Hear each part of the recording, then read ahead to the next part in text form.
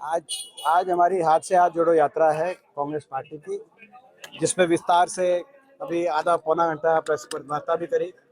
और जो हाथ से हाथ जोड़ो कार्य यात्रा का हमारा उद्देश्य कांग्रेस की बात लोगों तक लेके जाना है, जो पूरे प्रदेश में चल रही है। रोहतक में हम अपने शहर के भी निरंतर इस यात्रा को चला रहे हैं।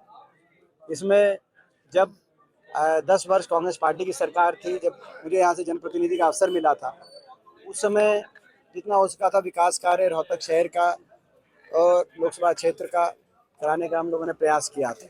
हम सवाल पूछ रहे हैं कि अभी मौजूदा सरकार ने, जो मौजूदा सांसद हैं, इनके अपने कार्यकाल में कोई एक भी कार्य विकास का कोई बड़ा काम हुआ हो इन पिछले 5 साल में, पिछले 10 साल में, तो हमारी जानकारी में लाए।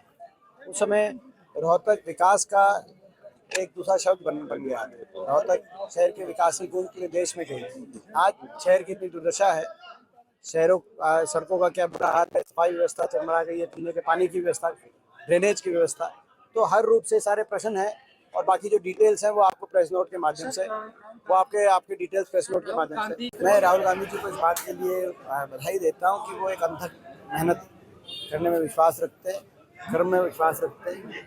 तो कर्म मैं समझता हूँ कि एक बहुत बड़ा हमारे धर्म कर्म में भगवान श्री कृष्ण ने भी यही गीता में कहा था कि कर्म व्यक्ति को करना चाहिए, वो सच्चे मन से अपने कर्म करने में विश्वास रखते हैं। पहलवानों में वो कहते हैं कि भाई हम अपनी बेटियों का साथ दे रहे हैं, तो मैं उस बात को स्वीकार करता हूँ। हम अपनी बेटियों का साथ पहले दिन से दे रहे थे।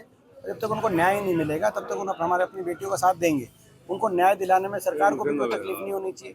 कोई भी किसी की भी बेटी की, बहन बेटी की इज्जत, उसको न्याय दिलाना सरकार का सबसे बड़ा धर्म होता है।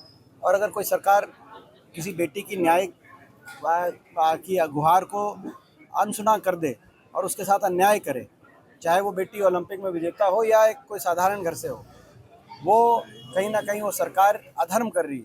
तो ये अधर्मी सरकार है, उनको न्याय नहीं दिला रही। हम अपनी बेटियों के न्याय में पहले दिन से साथ हैं।